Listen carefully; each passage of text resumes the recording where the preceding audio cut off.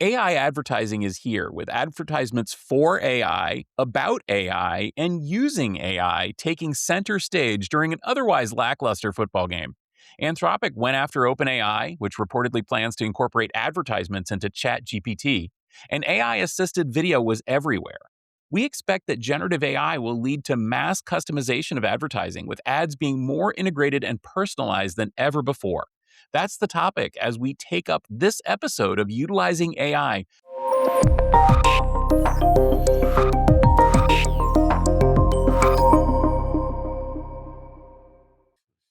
Welcome to Utilizing AI, the podcast focused on practical applications of artificial intelligence from the Futurum Group. Every Wednesday, we explore news and use cases of the ways in which AI is transforming enterprise IT and the industries it serves. I'm your host, Stephen Foskett, president of Tech Field Day Business Unit here at the Futurum Group. Before we dive into this discussion, let's meet who's on the panel with me today. Hey, I'm Jon Swartz. I'm the West Coast Bureau Chief for TechStrong. I write about AI, IT, occasionally Security Boulevard. That's where you can find most of my work. Thanks for having me. I'm Frederic Van Haren, the founder and CTO of Highfence, and we provide HPC and AI consulting services. Well, thanks for joining us today, both of you. As we are recording this, it is just a few days after the, let's call it the big game, at risk of losing any trademark or lawsuits, the litigious NFL here. And of course, a lot of the buzz was about the ads during the big game, which included, of course, lots of ads for, about, and with AI. And I think that maybe leads us into an interesting corner here. We saw, those of us in the industry, I think, were perhaps best prepared to see Anthropic going after OpenAI with an ad that focuses on OpenAI's forthcoming, let's say, in ChatGPT advertisements. And of course, they went after it with an ad that would focus on that. I found honestly that ad was a little bit challenging. The people that I was watching the game with, in fact, looked at me and said, "What was that an ad for? I don't understand that." Because I think most people are so jaded already with the internet and advertising that they just assumed that ads were everywhere in chatbots, even if maybe they aren't. Jon, let's start with you. What was your impression of Anthropic going after OpenAI during the big game advertising? So, in the spirit of Super Bowls, we saw Apple go after IBM with the Big Brother ad 42 years ago. And I think this was the same idea, is to poke fun at your biggest rival. But it's a little bit ironic, don't you think, Stephen and Frederick, that Anthropic, which was criticizing OpenAI for pivoting hard to advertising, was advertising. And in fact, I think the woman who's generated in the Anthropic ad was AI generated, or that was the idea at least. It was a kind of an inside attack because most people, honestly, in the greater viewing world, don't really know the history between these two companies. Um, I think the idea is that OpenAI said it would never advertise, and yet it did during the game. There's even a debate. They had a very vanilla ad in the game, or before the game, excuse me. They were there was a rumor that OpenAI was going to run an ad during the game that may have given us a hint at what Johnny Ive was working on. That's a wild rumor, but nonetheless, it's interesting. I mean, I think what Anthropic did was they brought attention to this idea that OpenAI will be advertising quite a bit, and that we should fear and distrust it. I'm not sure how effective their ad was. It was humorous. It was a little bit scathing. I think what helped that advertisement more than anything was Sam Altman's reaction to it. He saw the ad before it aired on the Super Bowl, and he went on a 450-word screed about it, in which he attacked it, which in a sense, he gave it more oxygen and publicized it. So I think we're going to see a lot more. I mean, you can mention, I think, Stephen, you mentioned a couple of ads that you found very spooky that were in the game that were obviously AI generated. But I think it's something that is going to become much more common. And we can talk about later, like some ideas of what they might do. some things I've been seeing on Reels I think are going to become AI generated Super Bowl ad type of themes. But it opened the floodgates, and we're going to see a lot more of this during big events like the Oscars, the Grammys, what have you, big events. Yeah, I think from an advertisement perspective, I mean, this is the biggest stage, right, you can have. So if you if your intention is to make a point from an advertisement perspective, then that's probably the place to be. And I think, John, I think the advertisement from Anthropic really is kind of based on the rivalry between OpenAI and Anthropic and their different approaches, not just the advertisement charge that OpenAI will pursue. But I do see two things, right, from these advertisements. The first one is the fact that OpenAI and Anthropic are really competitors and that they really wanted to make a point. And then the second piece is to use AI in advertisement. I mean, at what point is the game going to be completely AI generated as opposed to having people on the field? So I think it's important to see and make a distinction between the two, right? If actors will also not be replaced by AI, right? Do we need actors playing roles in advertisement, or will that be completely done by AI? Anyways, I think it was funny to see at the biggest stage what companies are doing and what they're capable of doing from a technology perspective. Well, I was going to mention really quickly, Frederick, that yes. So the history is these are the key intense rivals, and the idea is one represents one idea of AI, the other represents an entirely different one. It's based on your interpretation. But I think, as you were mentioning, going forward, I think you're going to see AI replacing officials. So AI will be able to use the eagle eye. They'll be able to interpret plays in the future. And I also, when I was mentioning earlier the whole idea of advertisements, you start seeing all these kind of retro videos on Reels and TikTok where you see these actors. They've been de-aged, and they set up these fictitious meetings between Jimi Hendrix and Bob Dylan and Mick Jagger when they're in their 20s, and it's just this complete fantasy. And you're going to probably see the same type of thing in advertisements with celebrities, with the celebrities signing off on it, where they are represented by their younger selves, maybe with their voices. You're going to see this whole kind of fantasy world where you're not sure what's real and what isn't. And we won't know it's not real, but it's going to be really hard to tell just by the naked eye. And I think that we're already at the point where a lot of these AI video generators can generate really, let's say, realistic looking video. But I think there's still a bit of a skeeviness factor to it from folks who object to eliminating the traditional artistic talent that's used in producing video, especially advertisements, to the sort of unreal nature of the thing. I know that there was some pushback on one of the ads for being a bit gross as an android drinks red liquid and it spills down the front of the thing. I mean, it's just like, did nobody look at that and say, yeah, that's not a good message for my company?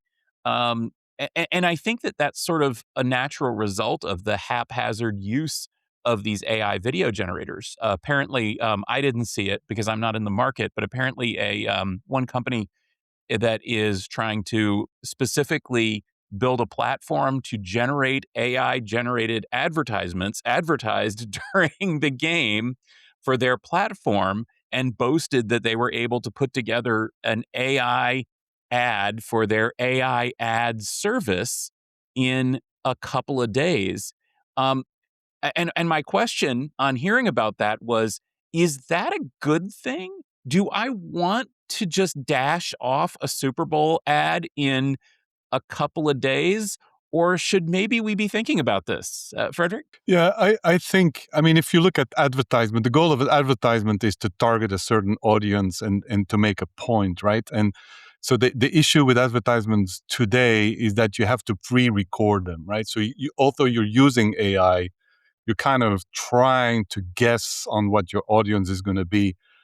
if I had to predict a little bit, I would say that in the future, it's more going to be a time to market where advertisements can change on the spot, where it's not pre-canned, but it's basically targeted on what's happening. Maybe something that happened on the field, if it's a sports event, and use that in an advertisement. So I do think that AI, using AI, so to speak, in a real-time fashion, which should be really interesting to advertisers, because you can really narrow down to your target audience with real life events. One thing we mentioned is OpenAI was sort of there's an agreement with Disney, right? So we have all these possibilities of all these Disney characters being used perhaps even in advertisements. And I think our producer Corey just mentioned that James Earl Jones already sold his voice to Disney for Darth Vader.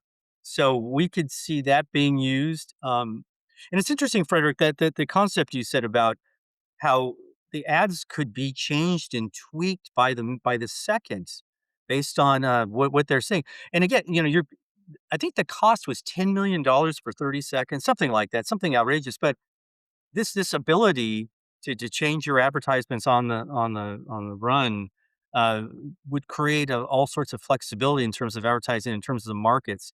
And it would be almost interesting to see variations of the same ad for different demographics, right? Rather than one ad for everyone, we would see 10 variations of that ad. Not necessarily, maybe one major version for the Super Bowl and then 9 other versions that find their way onto YouTube or what have you. Um, I mean, it gives it gives an incredible flexibility to the advertisers, and, they also, I think, save a hell of a lot of money not spending on production values or gaining the rights or gaining the celebrity's time. You can just recreate the celebrity with them signing off. Yeah. And on the point of the cost, I think it's worth mentioning too that it depends on the market that the ad is presented to. I heard about 404 Media. They managed to run a Super Bowl ad for $2,550. And how they did it was they selected the smallest media market in America and targeted their ad only there, just so that they could say, "Hey, we ran a Super Bowl ad," which is kind of funny. But to your point, John, that makes me think about this whole concept of, tiered pricing and mass customization, and this trend that we've seen for a long time in advertising, especially. And I think a lot of people see through this, but you go to the website and it says, do you want us to personalize your ad experience, whether that's at Google or at Amazon or Apple or pretty much any other advertising focused website. And the idea would be that if you share your personal data with us, we will give you more relevant and interesting advertisements, which sounds great as long as it is. But honestly, I think a lot of us understand that what we're really doing is just giving up our personal data, and that's that. But I could see a situation where generative AI could actually live up to that. It could create custom ads. It could create ads that would appeal to Frederick, particularly, not to Frederick and John and me, in a way that, well, I'm wondering there would be probably a backlash. Frederick, what do you think? Do you want to see, I don't know, ads for cars that say, Frederick, we know that you currently have this car, and we think that you'd like this other one. Does that sound like a good time to you?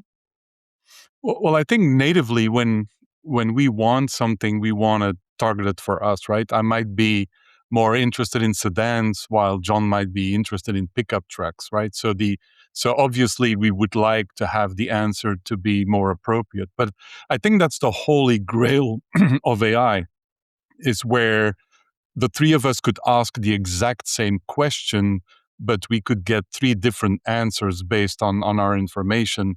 And to your point about data sharing, I mean, I think, aren't we past the fact that we should give permission to access our data? Isn't that already happening today?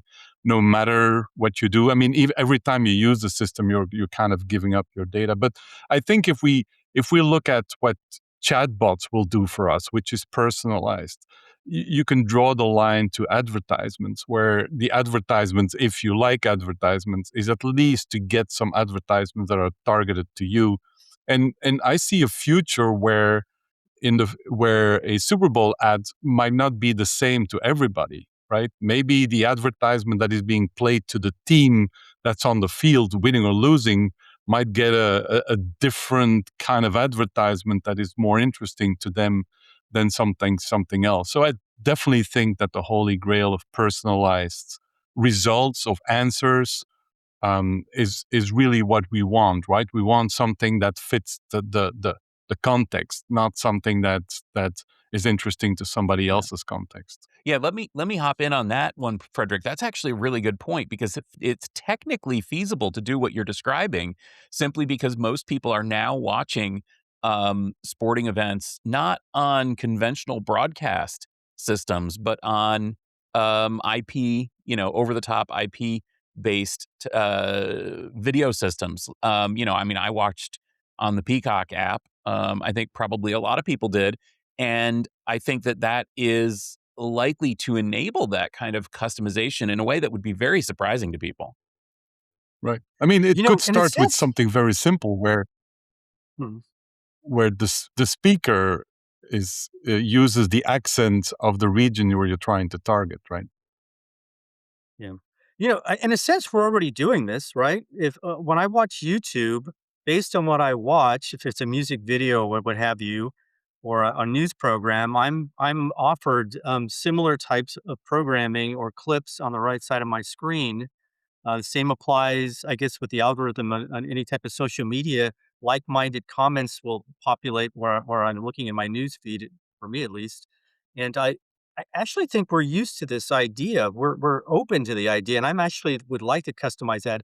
I buy a lot of books on thrift books, or I use Amazon. It suggests to me what I'm doing. So we're already conditioned for this. So if you're watching on your streaming device, you might get a very highly tailored advertisement, and I think most people would probably be open to it. But the one thing I want to ask you, just it makes me think about our reaction to some of these generated AI generated ads is that it's interesting. I think we embrace it as kind of a novelty, but I wonder if we're inundated with these type of things, it reminds us of the influence AI has on us, or if there's even a sense of a backlash to this kind of forced fiction that we're watching.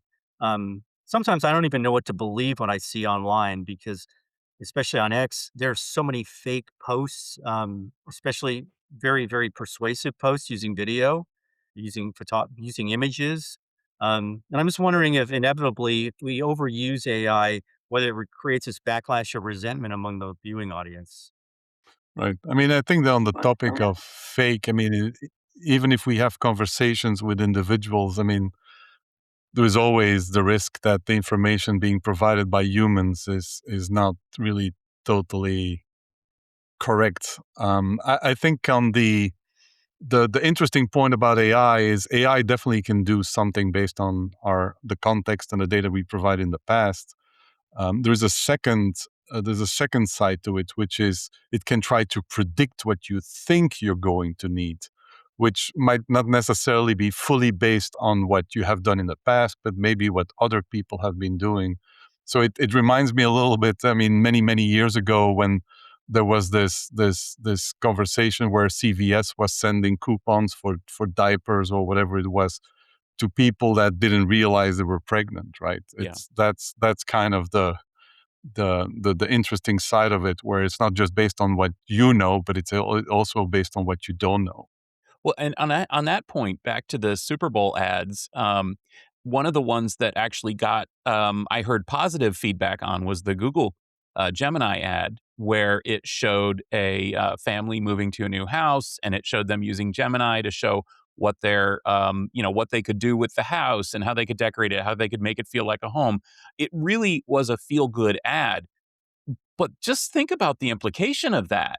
Gemini could certainly have been saying you should buy new appliances from this particular company? Or wouldn't it be amazing if you used this paint color that you can only get from Sherwin-Williams? Or, wouldn't it be incredible if you, and already I think, and to my point at the top of the show, the people that were watching the Anthropic ad with the weightlifter that pitches, I don't know, I think it was like lifts for your shoes or something. Their feedback after that ad, I kid you not, like looked at me and they were like, because I was like, oh, what did you all think of that ad? Because I knew it was coming. What do you think of it? Anthropic's going after Chat GPT for having ads, and their reaction was a universal what? Like, of course AI is going to pitch ridiculous things at me that I don't want, because I assume that that's already happening. They completely missed that. They're already living in this world that we're describing, where AI is pitching things at you and trying to make you buy things. Um, I don't think we quite live there yet, because I don't think that is yet built into these chatbots, unless I'm wrong. But I do think it's coming. Can I so Corey mentions there's already a backlash with the creative animation crowd against AI. They're moving into other areas and they're striking, they're signing petitions about this. And my fear is like we talk about AI slop in terms of content, maybe written content or some video content. And I wonder if you're almost fast tracking the belief that a lot of these advertisements or communication or selling of marketing of things is considered AI slop, and that's counterproductive. And we want more of a human touch. Like, for instance, I'll mention during the Super Bowl, there was the Budweiser ad, and which was, I thought, a terrific ad about the Clydesdale, in a sense, helping raise this eagle. And it was just heartwarming. It was something, it was original. It had a very humanistic touch. And I don't think AI is capable of doing that yet. And I wonder if people will start seeing the difference between that, like they would see the difference between AI generated text and an original story. I always fear this is going to happen, and I think it's going to happen a lot faster than we think, given the animus that the general public has and the fear they have of AI, especially those who never use it or don't understand what it can do. And it can do a lot of great things, but there are a lot of people who still are in the camp that they absolutely won't consider it, and they won't consider using it, and they also consider it a threat. It's also it's more a generational problem, right? I mean, me, I would like to see live existing people advertise for something, while the younger generation has absolutely no problem with AI generated content.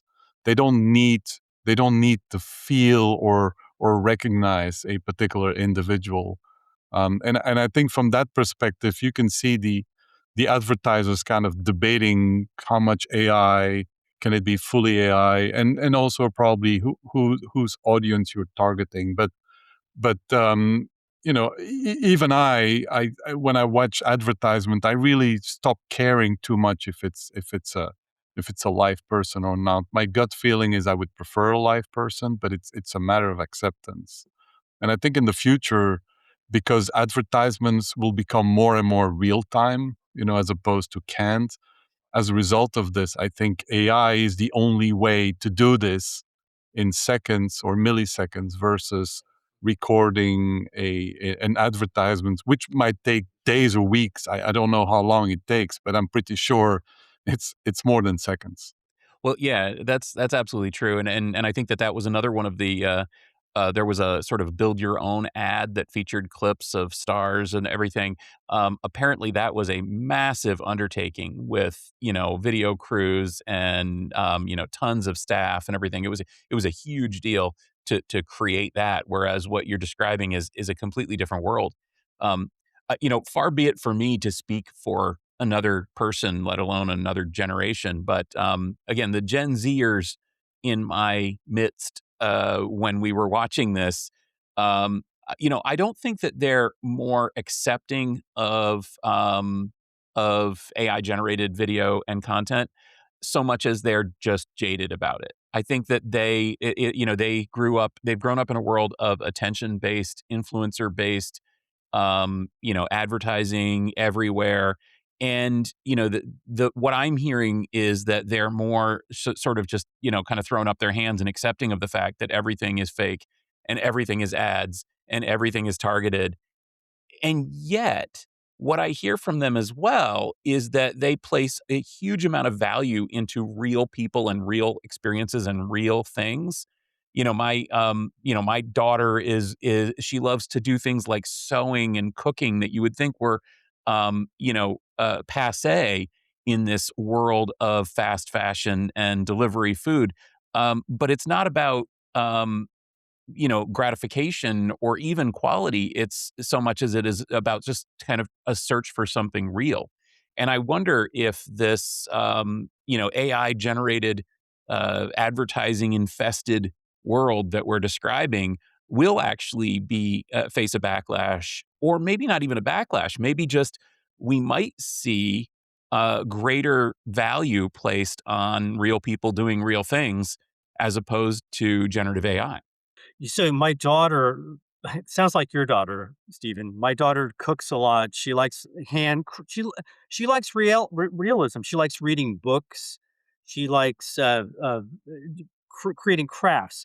And I wonder if there's a point where not just advertising, but we actually conceivably would see halftime entertainment, the Super Bowl halftime show would have some sort of AI generation, um, maybe in the sets or maybe the performers, because we already see people who are willing to pay to see a hologram of Prince or ABBA or Freddie Mercury perform alongside real people. Um, I think maybe is there a backlash? Maybe there's indifference, or maybe people just tune it out because they become so battered that they become numb to the whole situation. I really do hope that we if we do see AI used, it's not over the top and it's not a sledgehammer approach. And I almost in a weird way think that OpenAI, which kind of fancies itself as being a latter day Apple in some cases, tries to do that with their advertising. I know it sounds weird, but I actually do think with this when this device comes out, they're gonna advertise it, but I think they're gonna try to humanize it as much as possible to appeal to the older crowd as well as the younger crowd. I mean, to a certain degree, it all comes down to presentation, right? So you use the example of cooking and sewing. In the end, you want to learn something, that's the content.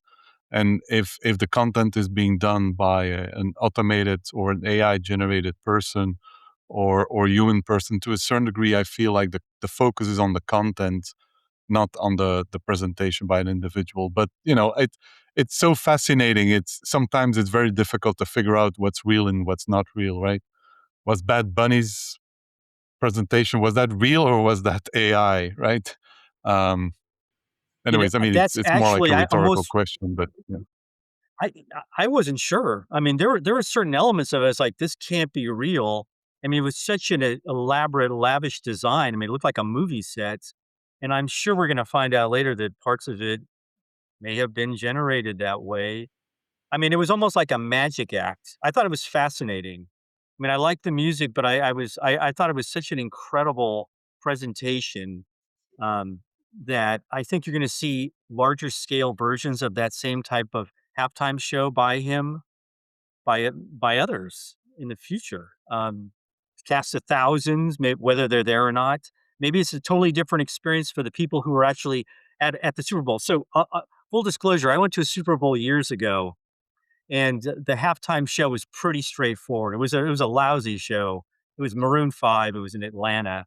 But comparing that to what we saw a couple of days ago as we tape this, as we record this, it was another world. And I think we are gonna have these mind-blowing presentations and halftime shows in the future. Yeah. Yeah, it is, an interesting thing to think about, and maybe if I can sort of sum up this conversation, on that point, John, one of the things that struck me about this was that halftime show was not a halftime show. It was produced not for the people in the stadium. It was very much produced for the people who are watching at home. All halftime shows have been that way But I think that nobody had yet said, you know what, forget that. Forget the people in the stadium. They're not the audience. And so they included things that were obviously recorded at other times and places and cut them in. There was the first person camera work and so on made you realize that most of the people in the stadium probably couldn't even see what was going on the whole time unless they watched the screens too. And, that's sort of, I guess, what we're talking about here. If we take a step back, that also is this sort of turn toward mass customization, toward personalization, toward small screens, toward, over the top video, toward everything that's happening right now in the industry. And I think that that's something that we're going to be continuing to look at here as we continue with our weekly utilizing AI series to see how AI is transforming really, really all of the world. So we do have to run now. Before we go, I want to give you all a chance. John, Frederic, tell us, where can we continue this conversation with you? So as I mentioned earlier, I'm on techstrong.ai a lot. I use LinkedIn quite a bit. Um, I use basically those two areas. Again, it's TechStrong Group. Um, if you go to the website, there's a techstrong.ai section. So I write mainly for that, but I write for the other sections as well. Yeah. So you can find me on LinkedIn and on our website, highfence.com. And of course, you'll also find Frederic and I on 8 seasons of utilizing tech prior to this new podcast with a very similar name. So, Frederic, thank you so much for collaborating in the past and in an ongoing basis. Also, we are working on our AI Field Day event planning. That's going to be coming up soon. So, check out techfieldday.com to learn more about that. Thank you for listening to Utilizing AI today. If you enjoyed this discussion, please do subscribe in your favorite podcast application and consider giving us a rating and a review. And also, please do reach out to me, to John, to Frederic, and the rest of the crew. We would love to hear from you. We know that folks are watching. We can see the stats. And we would love to hear what you think of what we're doing here. This podcast is brought to you by the analysts and experts at the Futurum Group, where insights meet AI. For show notes and more episodes, go over to techstrong.ai, the website John mentioned, the Utilizing AI YouTube channel, or, of course, the TechStrong TV app on your smart TV, as we were discussing. Thanks for listening, and we will catch you next week.